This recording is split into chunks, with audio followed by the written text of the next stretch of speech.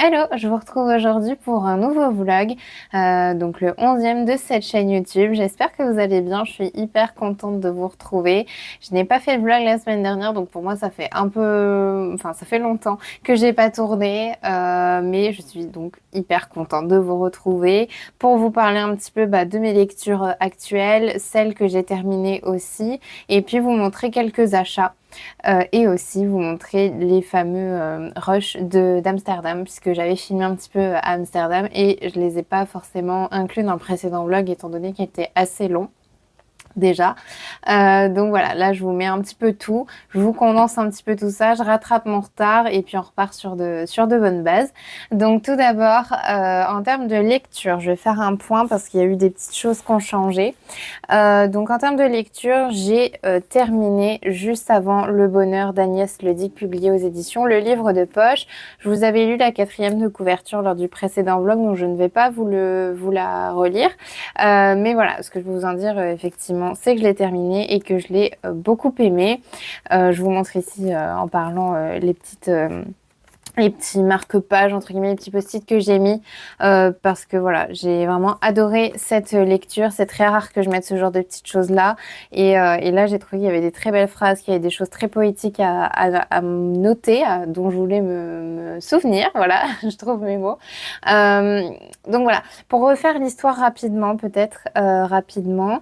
Donc là, on va suivre Julie, qui est mère solo, en fait, hein, d'un petit enfant de, je crois, 2 ou 3 ans de mémoire. Et voilà, elle l'élève toute seule et c'est assez compliqué. Elle est caissière, donc elle a du mal aussi à joindre les deux bouts. C'est pas le genre de maman qui va pouvoir aisément aller en vacances. Elle a aussi parfois peut-être un peu honte finalement de ce qu'elle est. Elle a un peu de culpabilité aussi de pas pouvoir être la mère aussi parfaite qu'elle désirait l'être pour Lulu, donc Ludovic, son fils. Et donc voilà, il y a un peu tous ces sentiments-là qu'on découvre au début du livre. Et on découvre aussi d'autres personnages, pas que Julie et son fils, mais bien d'autres aussi personnages, notamment, je crois, Pierre, de mémoire, je crois que c'est son nom, et Jérôme, il me semble. J'essaye de retrouver une page. Paul, je crois que c'est Paul. Paul et Jérôme, il me semble. Enfin bref, dans tous les cas, il y a le père et le fils. Le père a un métier passion, ça se passe très bien, etc. Mais là où ça va moins bien, c'est dans sa vie conjugale, puisqu'il s'est marié plusieurs fois, sans grand succès. Il y a que sa première femme qui est décédée, qui voilà, était l'amour de sa vie. Et c'est vrai qu'il voit un peu toute sa vie, même actuelle, par le prisme d'elle. Donc il a un peu du mal à passer à autre chose, ce qu'on peut tout à fait comprendre. Et là, sa dernière femme en question, il vient de s'en séparer, mais il a vécu des décennies pardon, avec elle, et il savait très bien qu'il l'aimait pas, il savait très bien que ça le faisait pas, mais ils restaient ensemble un peu par convenance. Donc on a ce personnage-là qu'on essaye aussi de découvrir au fil des pages, enfin qu'on découvre au fil des pages. Et on suit également son fils, donc Jérôme, je crois, de mémoire, qui lui est médecin et qui exerce en fait médecin généraliste et qui exerce et qui lui aussi a vécu un drame. Notamment, il a perdu une personne très très proche qui n'est pas la même personne, du coup, qui n'est pas sa mère en fait, qui n'est pas la femme de Paul, mais qui est une personne voilà quand même centrale dans sa vie et dans des circonstances un petit peu tristes et tragiques. Et donc tous ces personnages-là ne se connaissent pas au début, mais vont être amenés à se rencontrer et à traverser des épreuves ensemble, une grosse épreuve notamment. Et au fil des pages aussi, on va découvrir d'autres personnages qui vont avoir aussi leur place et qui vont devenir très importants.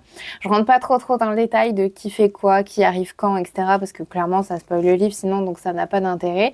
Mais en tout cas, on rencontre des personnages autres aussi qui sont tout à fait intéressants, qu'on apprécie suivre et dont on pense qu'il va se passer des choses, qu'il va se tisser des liens, enfin qu'il va se tisser des liens entre eux ou pas. Et en fin de compte, c'est pas toujours vrai. Moi, parfois, enfin, j'ai pensé que deux personnes allaient s'unir entre guillemets, enfin en tout cas se rapprocher. Et en fin de compte, c'était pas forcément le cas. Donc voilà. Enfin, j'ai trouvé ça bien. Après, on n'est pas du tout sur un truc, enfin un livre de suspense, hein, pas du tout, mais c'est juste voilà, selon les sensibilités des uns des autres, etc. Est-ce qu'ils vont effectivement se rapprocher ou pas? Est-ce qu'ils vont sortir les uns avec les autres ou pas? Enfin voilà, il y a ces petites questions-là qui se posent. Est-ce que certains vont pouvoir concevoir une vie de famille ensemble ou non? Enfin voilà, il y a un peu ces questions-là. Aussi le fait de gérer le deuil. Et c'est vraiment, enfin, quand je repense à ce livre, j'ai l'impression que c'est ça la question centrale, c'est comment gérer le deuil et comment se reconstruire. Parce qu'en fin de compte, quand on identifie un peu tous les personnages, on va dire principaux, même si, comme je vous disais, il y a d'autres personnages, les personnages principaux sont tous liés par cette question, par cette thématique qui est le deuil. Comment surmonter le deuil, le vivre, l'accepter et aller au-delà et continuer de vivre et trouver la force de continuer de vivre. Et j'ai apprécié la façon dont ça a été traité parce que pour le coup, c'est un très beau livre. J'ai beaucoup pleuré. Et c'est pas souvent que je pleure quand je lis un livre. Donc là, c'est vraiment pour moi gage de qualité. J'ai trouvé ça vraiment très bien écrit. La plume est presque poétique par moments. C'est très touchant, très émouvant. Tant l'histoire pour les événements qui s'y passent, mais surtout aussi la façon dont c'est écrit, ça nous touche directement. Enfin, moi, j'ai été vraiment touchée. Et j'avais vraiment l'impression que bah, tout de suite, quand je lisais quelque chose qui était susceptible de m'émouvoir, je me disais, mais comment je ferais moi si ça se passait? Imagine, c'est moi qui est un tel, enfin, qui suis un tel dans le livre. Et ouais, on se met facilement à la place des personnages, on s'identifie facilement à eux. Et donc, par voie de conséquence, on ressent aussi les émotions que l'autrice veut nous faire vivre et fait vivre à ses personnages. Donc ça, j'ai vraiment énormément apprécié. C'est une très très belle lecture pour ça parce que c'est très juste, très vrai. Euh, c'est beau. Enfin, voilà, moi j'ai vraiment adoré. La plume, comme je vous disais, est très belle, très poétique par moments. On a ce qu'il faut de description, c'est pas trop long, on s'ennuie pas et en même temps, au moment où il faut avoir ce qu'il faut, ben on a ce qu'il faut pour bien s'imprégner des émotions, de l'environnement et tout ça. Et c'est un livre vraiment dont la conclusion est belle aussi, hein, à l'image de tout le reste de l'histoire, parce que justement, bah, comme je disais, la question que j'ai sentie, moi, enfin en tout cas la façon dont j'ai interprété cette lecture, c'est comment surmonter le deuil et comment se reconstruire. Et donc, le fait que je vous dise ça, ça vous donne un peu peut-être la trame du livre, sans trop en dire. Et la fin porte effectivement sur la reconstruction, sur l'après, sur qu'est-ce qu'on fait, comment on le fait, avec qui on le fait, est-ce qu'on peut le faire même. Donc j'ai trouvé ça très beau, très bien traité. Et à la fin, j'ai eu un petit sourire en me disant qu'ils en sont sortis. C'est pas pour autant qu'on n'oublie pas ce qui s'est passé parce qu'inévitablement on s'en souvient et c'est marquant et ça forge. Mais en même temps, on voit que les personnages trouvent à s'épanouir. Et voilà, et c'est ça aussi que je trouve très beau dans ce livre. J'ai trouvé ça très juste. Alors après, je peux pas dire que c'est juste au sens où moi j'ai vécu ça et je peux comparer et dire que voilà, parce que du coup non, pas du tout. J'ai la chance de pas connaître ça et j'espère ne pas le connaître de sitôt. Mais enfin, j'avais la sensation que c'était quand même très très juste et c'était pas dans les extrêmes, dans les clichés ou autre. C'était assez mesuré dans ce qui est expliqué, donc enfin de ce qui était dit et ressenti. Donc voilà, j'ai trouvé ça à mon sens juste. Et voilà, que dire de plus? Bah non, attachement des personnages. J'ai bien aimé l'histoire, j'ai bien aimé le contexte aussi. Il y a des descriptions de paysages, etc. J'ai trouvé ça très immersif. Donc voilà, une très belle découverte. C'était la première fois que je lisais un livre d'Agnès Ledigue. Donc, bah, j'étais hyper contente de découvrir et j'étais d'autant plus contente de l'apprécier autant. Je pense sincèrement que c'est un coup de cœur. Au début, quand j'ai fini le livre, je me suis dit, c'est pas un coup de cœur, mais presque. Parce que, bah, très belle lecture. Voilà, comme je vous disais, ça m'a un peu retournée, j'ai pleuré, enfin voilà. Mais pour moi, il me semblait manquer quelque chose. Et en fin de compte, en y réfléchissant un petit peu, je me dis, mais ce livre, il est incroyable et j'ai trop envie que tout le monde le lise. Donc voilà, il est accessible, mais en même temps beau et c'est une thématique universelle. Et ça saura parler aux gens qui l'ont vécu ou aux gens qui ne le vivent pas. Mais en tout cas, enfin voilà, ça parle à tout le monde. Et je pense que n'importe qui peut le trouver beau. Donc voilà. Et c'est à peu près tout ce que j'ai à dire pour ce livre, mais très très belle lecture et je vous la recommande très vivement si jamais vous n'avez jamais lu d'Agnès Ledig. Ben, je ne sais pas s'il faut commencer par celui-ci, mais moi je suis contente de l'avoir lu et ça m'a donné vraiment envie d'en découvrir plus sur cette autrice. Voilà un peu pour cette lecture-ci que j'ai terminée. Ensuite, j'ai continué donc aujourd'hui cette lecture. Donc la prochaine fois que tu mordras la poussière de Panayotis Pasco, publié aux éditions Stock. Donc ça, pareil, je vous l'avais déjà présenté. J'ai pas fini. J'en suis à la moitié à peu près. On voit pas trop. Peut-être un peu moins. Voilà, un peu moins de la moitié, je pense. J'en suis à la page 111 sur 231, je crois, de mémoire. 132. Pas pleine, mais 232. Donc ça, je le lis vraiment un petit coup de temps en temps. Je vais pas vous mentir, je le lis pas tous les soirs. Sinon, je l'aurais déjà fini parce qu'il n'est pas très gros. Mais j'ai un peu du mal. Mais je m'y accroche quand même parce que j'ai eu des bons retours de personnes proches qui se reconnaîtront peut-être s'ils regardent cette vidéo. Donc je m'y accroche un peu parce que je me dis que voilà, je peux l'aimer peut-être davantage si je continue. Mais c'est vrai que pour l'instant, j'ai pas mal de difficultés à le lire. On est sur ici je pense, un récit un peu autobiographique où Panayotis Pasco a décidé de traiter certaines thématiques, notamment son homosexualité, son rapport avec son père. Et est-ce qu'il y avait autre chose? Joli. Et la dépression, voilà. Il me semblait qu'il y en avait 3. Et donc, il écrit en fait sa vie au travers de ce livre et des pans de sa vie et ses ressentis. Et voilà, donc ça, pas de souci là-dessus. C'est plutôt des choses qui m'intéressent en règle générale. Là où ça va moins, c'est que je trouve que parfois c'est cru dans la plume. C'est très brut. Donc après, c'est sa façon d'écrire, mais c'est vrai que moi, ça me déstabilise un petit peu et je vais dire que ça me gêne parce que ça me gêne pas, mais c'est vrai que je suis pas très fan, on va dire, de la plume. Il y a ça.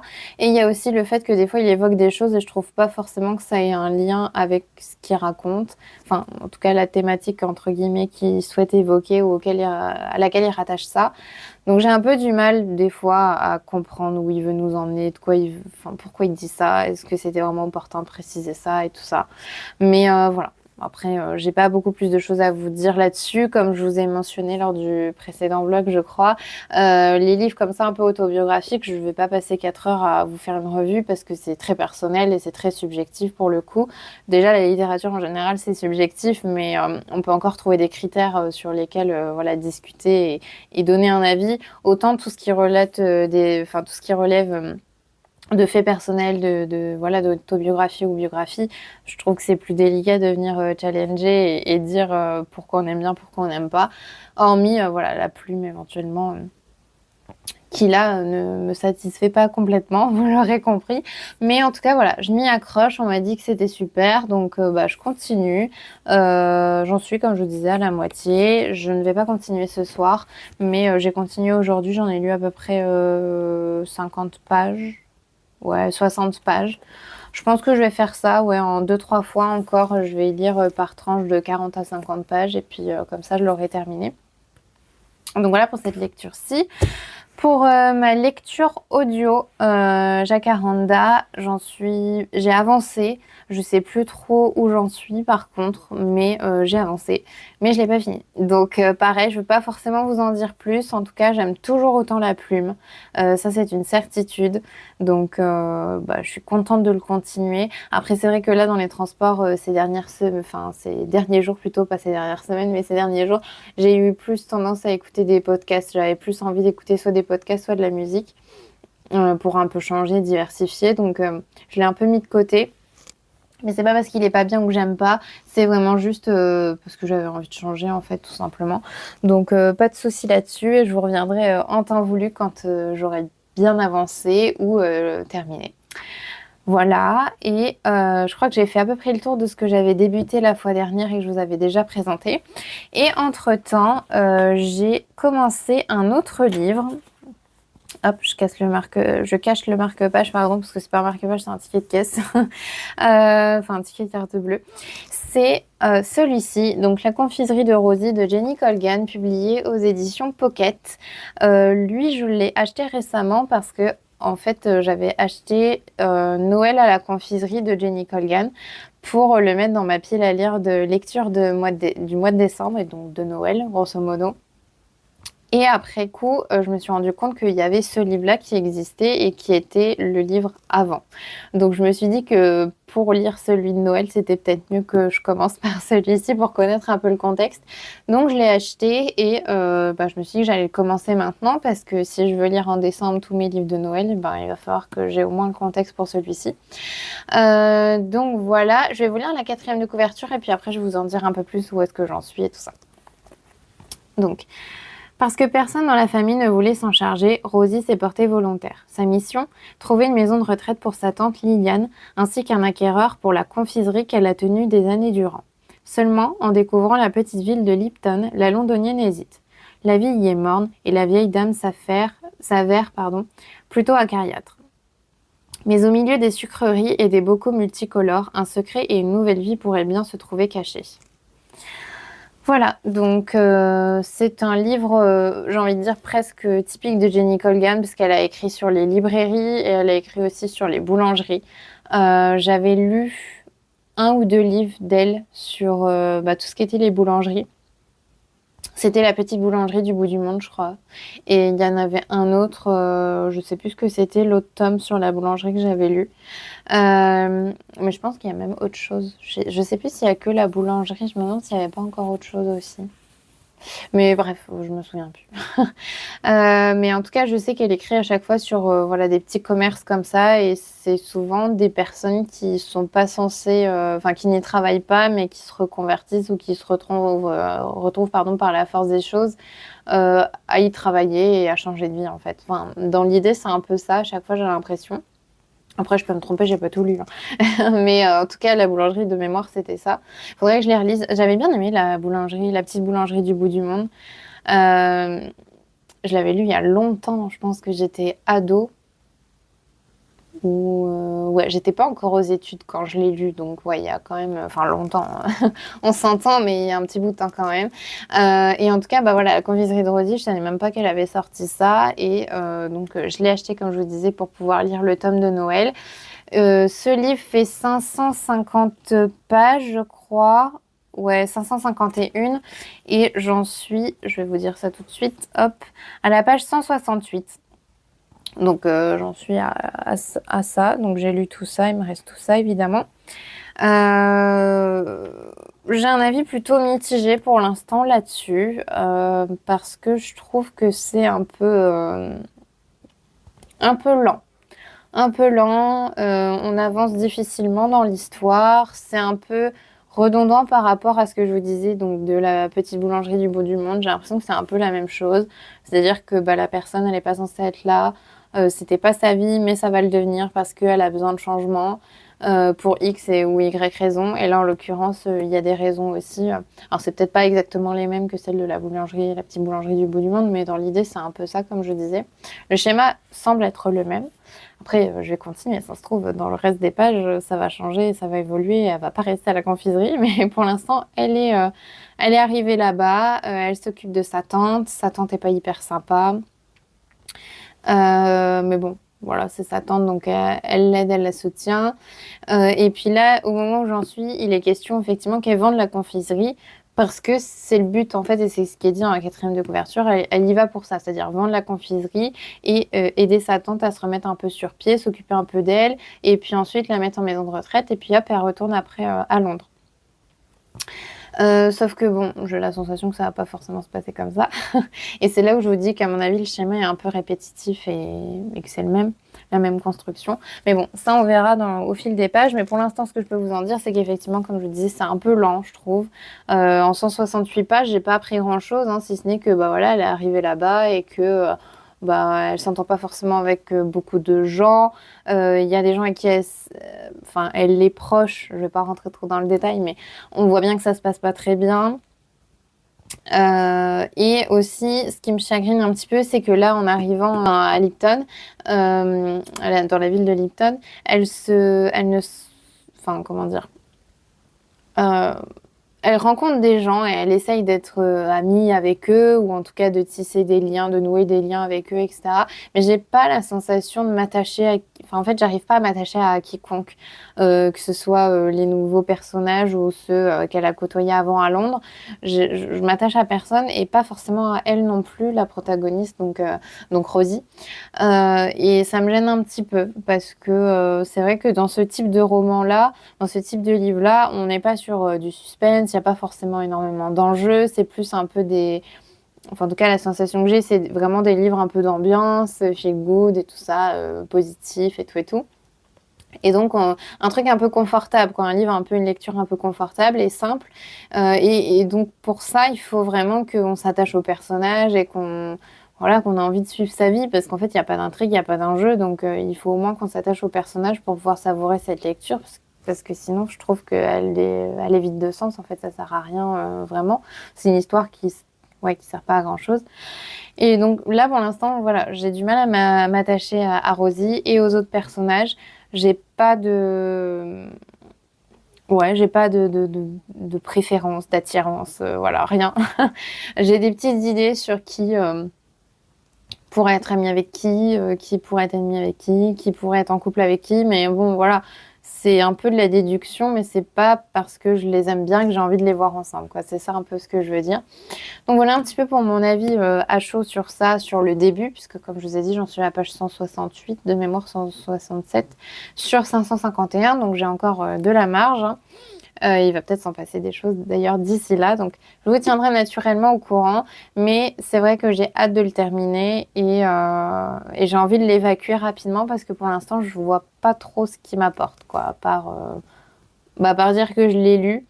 J'ai pas trop d'autres sensations, j'ai pas d'autres sentiments, donc voilà, je vous tiendrai au courant. J'espère que ça va peut-être changer un peu au fil de la lecture. J'espère que à la fin, je vous donnerai un avis plus positif que ça, avec plus de matière et plus, voilà, ben, de ressenti, parce que c'est vrai que pour l'instant, je ressens pas grand-chose pour cette lecture.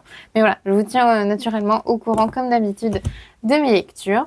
Donc voilà pour ce que j'ai lu et ce que je suis en train de lire. Donc on est sur tout ça. J'espère que je le mets... Ouais, je suis à l'endroit, donc ça va. Et après, je voulais aussi vous parler rapidement de ce que j'ai acheté, parce que j'ai encore acheté des livres. Voilà. Une fois n'est pas coutume, hein, vous le savez très bien, j'achète toujours beaucoup de livres, même si j'essaye de ne pas trop en acheter. J'ai acheté des livres parce que j'avais des cartes cadeaux et que c'était Black Friday, on s'est promené, j'ai vu des livres, il y avait des livres qui m'intéressaient depuis longtemps que j'achetais pas, bah là j'ai dit j'achète. Donc voilà, écoutez. Et j'ai eu aussi un cadeau, donc je suis très contente. Je vais d'abord commencer par ce cadeau d'ailleurs. Alors attendez, je vous fais un peu de place. Enfin, je vous fais un peu de place. Je me fais de la place parce que vous ne voyez pas. Donc, le premier livre qu'on m'a offert très gentiment. Et la personne regarde les vlogs, donc encore merci à elle. C'est une BD. Donc, Les femmes ne meurent pas par hasard de Anne Bouillon, avec aussi Charlotte Rothman et Lison Fernet, publié aux éditions Steinkiss. Je ne sais pas si on dit comme ça. Je ne connaissais pas du tout cette maison d'édition. Donc voilà. C'est un graphique, comme je vous disais, et je vais vous lire la 4e de couverture, et puis après, je vais vous montrer les premières planches. Je ne défends plus les hommes. Leur violence, je n'en peux plus. Mais je veux vous raconter les femmes, celles qui viennent me trouver dans mon cabinet, celles qui veulent échapper à leur oppresseur, celles qui demandent justice. Je plaide pour elles. Voilà. Et Anne Bouillon, donc l'autrice, je pense, est avocate à Nantes et féministe. Depuis MeToo, son cabinet ne désemplit pas. Chaque jour, des victimes s'adressent à elle. Chaque jour, elle se bat pour que la justice les entende. Et donc, c'est ça aussi que j'ai bien aimé, c'est que c'est un livre un peu sur la justice, les femmes, leurs droits, etc., leurs considérations et tout. Et c'est écrit par une avocate, donc je trouvais ça vraiment bien. C'est pas quelque chose qui allait être trop romancé ou autre. Là, c'est vraiment quelqu'un qui est au cœur j'allais dire du système, c'est pas vraiment ça, mais qui est un peu au cœur de ces choses-là, qui va en parler, donc c'est plutôt gage de vérité. Pour le derrière, donc voilà, vous voyez des petits des dessins, des portraits en fait de femmes.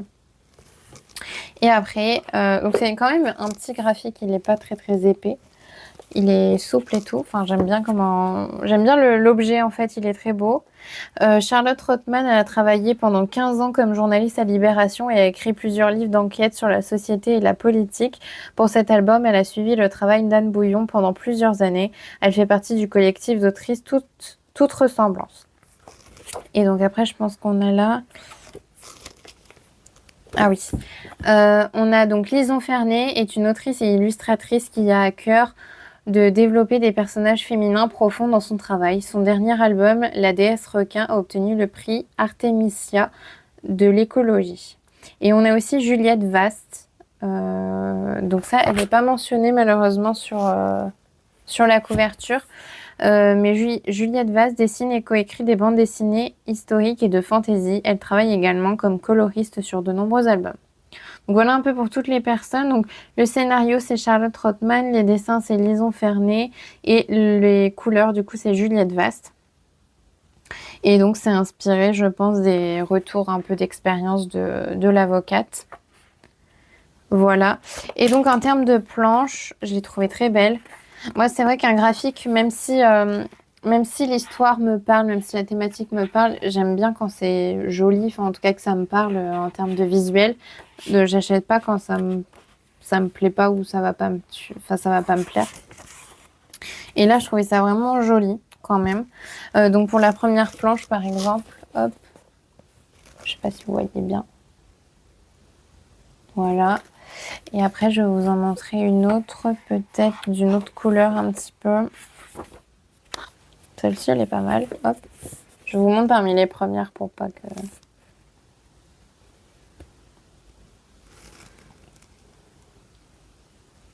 Voilà. En termes de pages... Ah oui, il y a des pages trop belles aussi. Juste celle-ci, par exemple, je la trouve très jolie aussi. Voilà. En termes de pages, on est sur du... Je vais vous dire ça tout de suite. 185 du coup, avec celle que je viens de vous montrer. Et ce que j'aime bien, c'est qu'à la fin, ça je trouve ça génial. Ah là là, j'adore. Alors, ce que j'aime bien, c'est qu'à la fin, il y a un lexique. Je ne sais pas si vous verrez bien, mais il y a un lexique qui explique plein de termes. Et parmi les termes... Mais c'est pas parmi les termes, en fait, c'est que des termes juridiques. Donc ça, j'adore parce que c'est des trucs que j'ai étudiés pour la plupart. Et je trouve que c'est bien de le préciser parce que c'est pas forcément très limpide. Enfin, c'est pas toujours évident pour tout le monde de savoir précisément ce que ça veut dire. Et surtout que s'il y a certains termes qui existent dans le langage courant, ça veut pas forcément dire tout à fait la même chose au sens juridique. Ça peut être voilà, plus précis ou autre. Enfin, les sens varient un petit peu et je trouve ça vraiment génial d'avoir précisé plein de choses. Donc par exemple, il y a assesseur, il y a procureur, partie civile, greffière, audience, cour criminelle, tribunal correctionnel, comparution sur reconnaissance préalable de culpabilité, divorce par consentement mutuel ou contentieux, les non-lieux, les prescriptions de la pension alimentaire, pension compensatoire, enfin voilà. Plein de termes vraiment juridiques et je trouve ça super de l'avoir évoqué sans pour autant complexifier la chose parce que c'est vraiment juste des définitions un peu simples entre guillemets. Je pense qu'elle a voulu vulgariser, il n'y a pas de renvoi vers des articles ou autre, c'est vraiment juste pour expliquer et je trouve ça vraiment super. Il y a un autre truc que j'adore. C'est quelques chiffres et statistiques. Et en fait, il y a une petite page là avec... On voit pas trop avec ma lumière malheureusement. Mais il y a une petite page avec des statistiques et des chiffres, donc comme le titre l'indique. Et il y a aussi les numéros d'urgence. Et ça, j'adore. Je trouve ça super d'avoir pensé à faire ça. il n'y a rien de plus parlant que des chiffres. Et je trouve que quand on évoque des thématiques aussi complexes et aussi importantes que celle-ci, je trouve ça bien de faire aussi de la pédagogie derrière. Au-delà juste de faire de la pédagogie, pardon, via un livre, une histoire ou autre, je trouve ça vraiment bien de rappeler les numéros parce que n'importe qui peut malheureusement être victime de ça ou connaître des gens qui le sont et n'ont pas forcément tous les moyens en leur disposition pour agir. Donc je trouve ça vraiment bien de l'avoir mis. Voilà, j'espère que ça aidera des gens. J'espère aussi que les personnes qui liront ça ou qui sont susceptibles d'avoir cette BD entre les mains n'en ont pas souffert et n'en souffront pas. Voilà, c'est aussi le but de ce type de livre. Et donc, voilà, écoutez, j'ai pas grand-chose d'autre à vous dire là-dessus. J'ai très très hâte de le lire. Là, j'arrêtais pas de le feuilleter et j'ai très très hâte de le découvrir, de découvrir ce graphique. Ça a l'air vraiment d'être bien. Et je pense que c'est une sortie récente parce qu'il était mis en avant dans ma boutique, en fait, chez mon libraire spécialisé en BD et manga. Il l'avait mis en avant, donc je pense que c'est quelque chose qui est assez récent. Je vais regarder la date d'impression. Parce que généralement, ça trompe pas. Et c'est bien, il y a aussi un avertissement sur le contenu. Donc ça, c'est bien aussi. Après, je pense qu'ils sont plus ou moins obligés maintenant de le mettre. Dépôt légal, octobre 2024. Donc oui, c'est quelque chose de très, très, très récent. Voilà. Très hâte de le découvrir. Et je pense que là, ça fait partie des prochaines lectures. Et je pense que ça va être le prochain graphique que je vais découvrir. J'ai pas énormément de graphiques. Je pense que vous les voyez ici. Tout ça, ce sont mes BD. Donc j'en ai pas énormément. Je crois que j'ai tout qui est là. Oui, j'ai tout là. J'ai même des comics, j'en ai 2. Mais du coup, tout est là. Donc j'ai pas énormément de choses comme vous pouvez constater. Et j'en ai lu la plupart. J'en ai lu 1, 2, 3, 4. Ouais, j'ai dû en lire la moitié par rapport à ce qu'il y a là. Donc j'en ai quand même la moitié encore à lire. Mais ça ne saurait tarder, ça se lit assez vite. Et j'en ai racheté il n'y a pas longtemps. Je vous les ai pas présentés d'ailleurs. C'est pas grave, je les ai présentés à l'occasion quand je les aurai lus. Mais en gros, j'ai acheté des livres sur la mythologie. En fait, des BD sur la mythologie. Et je crois que c'est Luc Ferry qui les a écrits. C'est un historien connu. Et ensuite, je voulais vous présenter mes derniers achats en termes de livres. Donc là, on n'est que sur du livre de poche et j'en ai acheté 5. Donc tout d'abord, j'ai acheté Marie d'en haut de Agnès Ledigue, publié aux éditions J'ai lu. Puisque, comme je viens de vous le dire tout à l'heure, j'ai lu et j'ai adoré Juste avant le bonheur de cette autrice. Donc j'ai voulu continuer de découvrir ce qu'elle écrit. Et j'ai décidé de prendre Marie d'en haut parce que la 4e de couverture m'intéressait, me parlait et je vais vous la lire sans plus tarder. Marie a un caractère bien trempé. Elle s'occupe seule de ses vaches, de son fromage et même de sa fille Suzy. Nichée dans les hauteurs, sa ferme ariégeoise la protège de tout. Antoine, son meilleur ami, lui donne un coup de main dès qu'elle en a besoin. Olivier est un grand bourru au cœur tendre. Gendarme solitaire, il n'a qu'une obsession, dessiner tout ce qui l'entoure. Lors d'une enquête de routine, sa destinée cabossée croise le chemin de la secrète Marie d'en haut. Et quand 2 étoiles entrent en collision, souvent le choc est magnifique. Et après, il y a un petit commentaire qui dit « Coup de cœur des lectrices du prix Femme actuelle, Marie d'en haut est le premier roman d'Agnès Ledigue. Pour cette édition, l'auteur s'est replongé dans son texte, l'a médité, poli et nous livre ici les nouvelles couleurs de Marie. » Voilà, et j'adore la couverture. J'adore. J'adore. Et voilà, j'ai hâte de le lire. C'est un petit livre. Enfin, un petit livre, il fait 300... Je vous dis ça en direct. 317 pages. Bon, c'est pas forcément un petit livre, c'est un livre normal. Mais il me semblait un peu petit, mais non, en fait. Et non, moi, j'ai trop hâte de le découvrir. C'est son premier, donc ça peut être intéressant aussi de voir s'il y a une évolution ou pas. Et puis, comme je vous disais, l'histoire, elle me parlait bien. J'ai l'impression qu'en fait, Agnès Ledigue, j'espère ne pas me tromper en disant ça, mais j'ai l'impression qu'elle écrit beaucoup autour de personnes qui se rencontrent et qui font un bout de chemin ensemble, en fait. Et j'aime bien cette idée-là. Alors après, à voir si c'est pas un peu redondant. Parce que là, c'est pareil, elle élève seule sa fille et tout ça. Donc, J'espère que c'est pas un peu la même chose que l'autre livre, donc juste avant le bonheur, parce que ce serait un peu dommage. Mais je pense pas. En vrai, je pense pas, il n'y a pas de raison. Donc voilà, je vous en dirai plus quand je l'aurai découvert. Ensuite, j'ai acheté un classique. En fait, le reste, c'est que des classiques. Que des classiques. Je vais vous présenter la moins belle édition de mes achats, mais je pense que ça va être un livre que je vais beaucoup aimer. Sans plus tarder, donc La mort heureuse de Albert Camus, publié aux éditions Folio. J'ai déjà lu du Albert Camus il y a quelques années, je crois. J'avais dû lire L'étranger et un autre. Je crois pas que ce soit La Peste, mais je sais plus lequel c'est. Je les ai cherchés pourtant, mais je me souviens pas. Mais bref, et j'aimerais bien relire ce que j'avais lu et lire tout ce que j'avais pas lu d'Albert Camus parce que vraiment j'avais adoré la plume. J'ai vraiment eu un coup de cœur pour ce qu'il écrit et la façon dont il l'écrit. Et c'est vrai que j'étais pas allée plus loin puisqu'à l'époque j'empruntais les livres à la médiathèque et je sais même pas si à la médiathèque où j'empruntais ils avaient tout. Donc je pense que je me suis un peu arrêtée rapidement.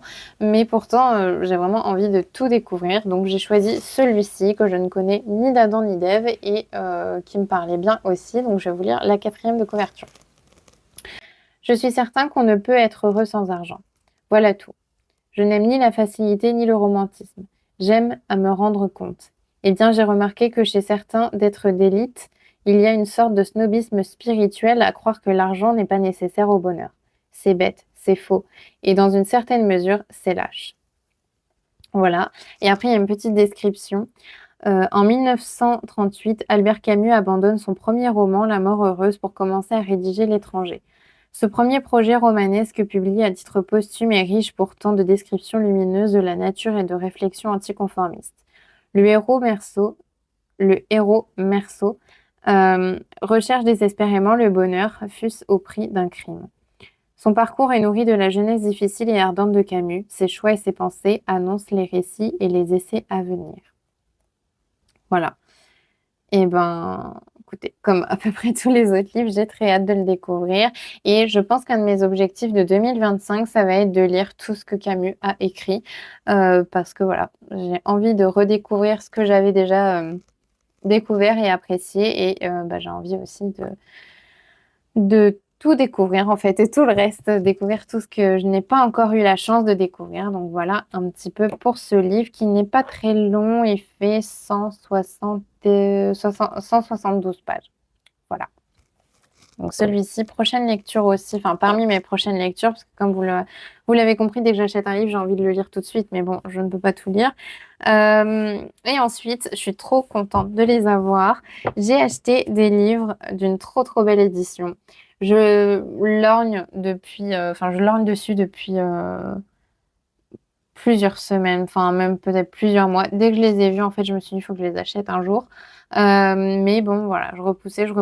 Et puis là, comme je t'ai dit, il y avait une carte cadeau, il y avait le Black Friday, il y avait tout ça, tout ça. Donc, l'occasion était trop belle pour passer à côté. Donc, j'ai acheté certains livres. Je n'ai pas tout acheté, même si j'avais envie de tout acheter parce que c'est très beau. J'ai tout d'abord donc acheté Les liaisons dangereuses de Pierre Choderlos de la Clos. Je sais pas si on voit bien avec la lumière, mais en gros, tout brille. C'est magnifique. Et il y a aussi la 4e de couverture qui est très très belle. Vous avez le prix aussi accessoirement. Voilà, Les liaisons dangereuses, j'avais lu ça comme beaucoup de gens, je pense. Enfin, comme beaucoup de gens. Comme beaucoup de gens qui ont passé le bac à mon année, c'est-à-dire en 2017, puisque du coup, ça faisait partie des œuvres à lire. Je vais pas vous mentir, à l'époque, j'avais lu peut-être les 3 quarts du bouquin, j'avais pas fini parce que je pense que voilà, comme beaucoup de gens, là pour le coup, ça concerne plus de personnes. Mais c'est vrai que les lectures imposées, que ce soit au collège ou au lycée, c'est toujours un peu compliqué. Et le simple fait que ce soit imposé, moi, des fois, enfin, de base, par principe, en fait, j'avais du mal, j'aimais pas qu'on m'impose des lectures, mais en plus, bon voilà, à l'époque, ça m'intéressait pas forcément plus que ça.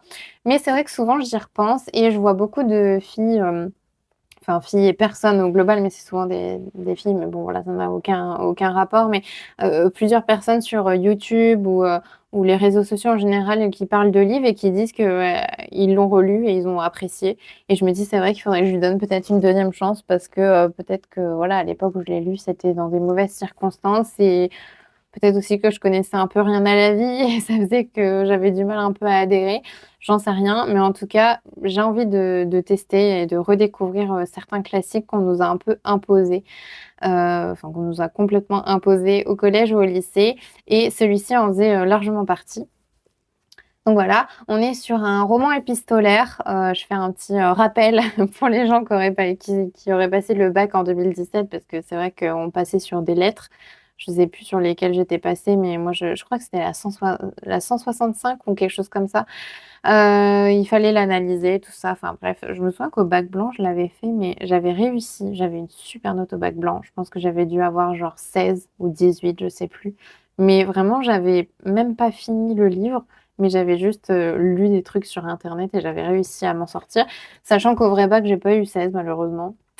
Voilà, je n'étais pas tombée sur. J'étais retombée encore une fois sur une des lettres de ce livre-là, mais pas la même. Et bah, je m'en étais moins bien tirée, mais je crois que les examinatrices n'étaient pas sympas non plus. Donc bref, un vieux souvenir.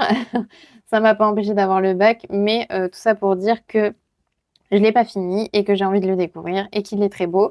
Je vais vous lire rapidement ce qui est écrit ici, sachant que c'est un extrait de la lettre 145. Donc, ah, croyez-moi, vicomte, quand une femme frappe dans le cœur d'une autre, elle manque rarement de trouver l'endroit sensible et la blessure est incurable. Ça, c'est la marquise de Merteuil au vicomte de Valmont. Voilà, Merteuil. Waouh. C'est fou parce que ça me rappelle plein de trucs de lire ça. Enfin, vraiment, ça me rappelle vraiment le lycée et quand je bachotais pour avoir mon bac, quoi. Mais voilà, en tout cas, bref, j'ai hâte de le découvrir et j'espère l'apprécier à sa juste valeur. Je pense vraiment qu'il y a du potentiel dans cette histoire et juste j'étais passée à côté à l'époque, mais j'ai bien envie de le découvrir. Et voilà. J'ai aussi pris cette édition-là et vous allez voir pour les autres livres que j'ai choisis. Bon, parce que déjà, c'est des beaux objets. Enfin, vraiment, je vous remontre, mais c'est magnifique.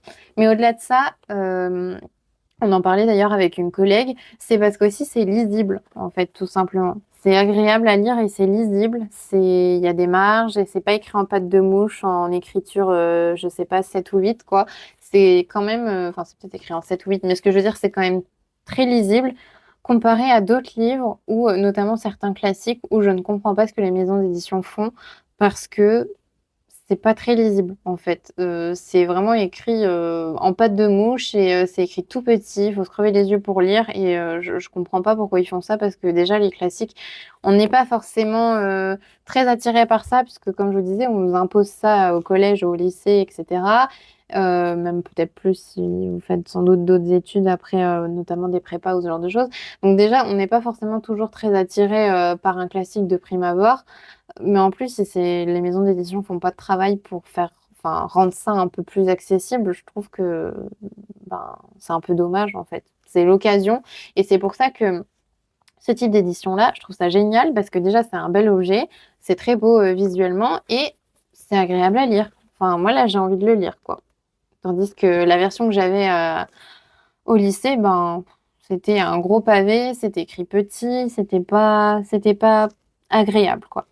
Donc voilà pour celui-ci et je fais directement la transition parce que je visais bien un livre en vous disant les pattes de mouche. Euh, c'est Le Comte de Monte-Cristo, tome 1 et tome 2. Je me suis cogné le coude parce que c'est très lourd. Enfin très lourd, c'est lourd pour mes petits bras. Le Comte de Monte-Cristo, donc les deux tomes. Donc je les ai achetés évidemment parce que magnifique aussi et parce que je suis retournée voir encore le film ce week-end. Hier, pour être très exact. Je l'avais vu il y a combien de temps? Peut-être 2, 3 semaines. J'avais adoré. Et donc là, j'avais été toute seule et là, j'y suis allée accompagnée et la personne a bien aimé. Bien aimé aussi, alors qu'elle n'aime pas forcément les films français. Donc j'étais très contente. Et comme la première fois, ça m'avait donné envie de découvrir le livre et j'avais vu cette édition-là, j'avais pas acheté, etc. Comme je vous disais, pardon, au début du vlog, enfin au début de cette section du vlog, je vais m'en sortir. Donc j'avais pas osé acheter, mais là j'ai craqué, j'ai pris les deux tomes et ils sont magnifiques, franchement très très beaux. Et c'est eux, effectivement, enfin, c'est le Comte de Monte-Cristo que je visais parce que l'autre édition, je sais plus laquelle c'est. Je sais plus quelle était la maison d'édition, mais en gros, quand le film est sorti, ils ont refait la couverture pour mettre l'affiche du film dessus. Donc en gros, la tête de Pierre Ninet. Et je me suis dit, oh là là, je vais l'acheter, j'ai trop envie de lire et tout ça. Quand j'ai regardé le livre à l'intérieur, j'ai vraiment vu, enfin, que c'était un peu l'ancienne version. C'était vraiment moche et c'était, enfin, pour moi, je trouvais ça illisible. Ça se lit, évidemment, mais c'est très, enfin, c'est écrit tout petit. C'est vraiment comment dire? Je sais pas comment expliquer, mais en gros, là, on voit bien que les lettres sont bien formées. Il n'y a pas de, voilà, c'est régulier. Dans l'autre version, c'était vraiment parfois des grosses taches noires. On avait l'impression. C'était, ouais, comme je dis, pas agréable à lire. Donc, bah, je l'ai pas acheté. Et c'est vrai que quand j'avais repéré celle-là, je me suis dit, c'est celle-là que j'achèterai. Et donc, c'est celle-ci que j'ai achetée, puisque comme je vous montrais avec, avec les liaisons dangereuses, c'est vraiment écrit normalement et ça se lit et c'est très agréable, quoi. Donc voilà. Bref, tout ça pour dire que j'adore ces éditions, je les trouve très belles et je suis hyper contente d'avoir les 2 tomes du Comte de Monte-Cristo pour aussi pouvoir comparer avec le film que j'ai, comme vous l'avez compris, adoré. Je vais vous lire les quatrièmes de couverture, mais ce sont des citations. Donc, pour le premier tome, c'est «Je suis fâchée de vous avoir aidé dans vos recherches et de vous avoir dit ce que je vous ai dit», fit-il. «Pourquoi cela?» demanda Dantès. «Parce que je vous ai infiltré dans le cœur un sentiment qui n'y était point, la vengeance.» Voilà, j'ai un peu mal lu, mais je pense que vous avez compris l'idée. Et pour le deuxième, j'ai du mal à lire parce qu'en fait, la lumière se reflète dans le doré, donc c'est pas pratique. «Je suis, lui dit-il à l'oreille, je suis, et ses lèvres, à peine ouvertes, donnèrent passage à un nom prononcé si bas que le comte semblait craindre de l'entendre lui-même. Voilà. Bon, après, ça vous donne pas plus d'informations vraiment sur l'histoire, mais grosso modo, voilà, vous avez un peu une idée. Je ne sais pas si vous avez vu le film ou pas, mais dans l'idée, le Comte de Monte-Cristo, c'est quoi? C'est un monsieur qui, enfin, en tout cas, je vous fais le résumé par rapport au film, pas par rapport au livre que, comme vous avez compris, que je n'ai jamais lu. Et je sais que le film n'est pas représentatif de tout ce qu'il y a dans les livres. Il y a eu quand même des choix qui ont été faits et il y a des choses qui n'ont pas été forcément traduites dans le film. Mais par rapport au film, pour vous situer un peu l'histoire, on est dans un contexte où bah, on a Napoléon qui est réfugié et il y a des partisans de Napoléon qui en fait sont pas forcément très bien vus. Donc il y a ça d'un côté et de l'autre côté, donc on suit en fait Edmond Dantès qui est marin et qui va passer prochainement en fait capitaine et qui va donc bah, avoir des ennemis vis-à-vis de ça, même s'il coulait des jours heureux et qu'il était en train de se marier, etc. Et en fin de compte, bah, il va être jugé et emprisonné à tort. Parce que, enfin, à tort.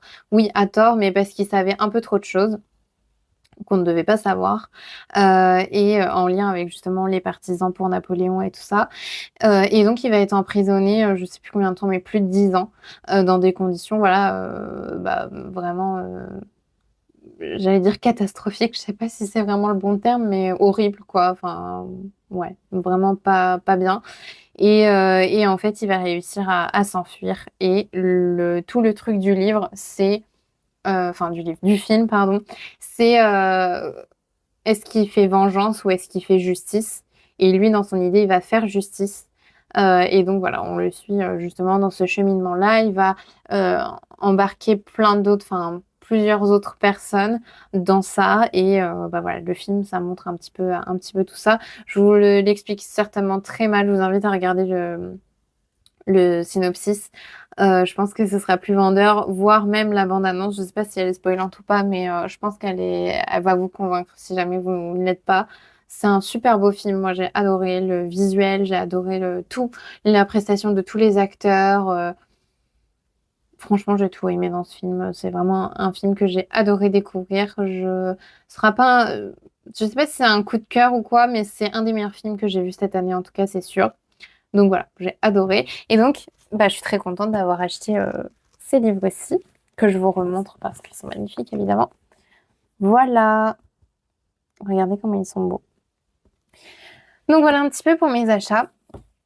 Et bah, c'est à peu près tout. Je voulais éventuellement aussi vous faire une petite, passe sur mes lectures de Noël, mais je regarde là l'heure, enfin le timer et je me rends compte qu'on est à 50 minutes. Je pense qu'il y a assez de contenu pour cette vidéo-là. Je vous ai tout filmé aujourd'hui, donc on est dimanche, parce qu'en fait, j'ai cru, mais je pense que je l'avais fait, mais peut-être qu'elle est supprimée ou voilà, mais j'avais fait une introduction de vlog, mais je l'ai perdue, donc voilà. Donc là, j'ai refait tout en fait et je vous fais une passe ce dimanche-là pour faire un point, donc comme dit, sur mes lectures et mes achats. La semaine prochaine, j'espère faire mieux et donc faire petit à petit tel un vrai vlog en fait, donc lundi, mardi, etc. Alors mardi soir déjà, je peux vous dire que non parce qu'on a une soirée à l'entreprise, donc je serai pas là. Je serai en train de manger une très bonne raclette en compagnie de très bonnes personnes, donc voilà. Mais je vais essayer d'être un peu plus régulière pour que vous ayez un peu différents, enfin voilà, différents passages et je trouve que c'est bien aussi de donner son avis aussi au fur et à mesure des lectures. Mais voilà pour cette semaine, donc tout a été tourné aujourd'hui. Néanmoins, j'espère que ça vous aura plu. N'hésitez pas à partager vos lectures, ce que vous lisez actuellement, ce que vous comptez lire, notamment pour Noël. Je pense que je vous ferai la sélection du coup, lors du prochain vlog. Sachant que j'ai pour idée de monter mon sapin ce week-end, donc voilà. Il y aura peut-être aussi un petit moment sapin de Noël. Enfin voilà, je vais regarder parce que la seule déco de Noël que j'ai, c'est mon sapin. Donc de toute façon, si je dois filmer un truc, ce sera que mon sapin. Mais à voir si je le fais bien ou pas ce week-end. Enfin bref, vous verrez tout ça. Mais je pourrais peut-être faire un vlog thématique Noël ou en tout cas pile à lire de Noël, quelque chose comme ça. N'hésitez pas à me dire dans les commentaires si jamais c'est un truc qui vous intéresse.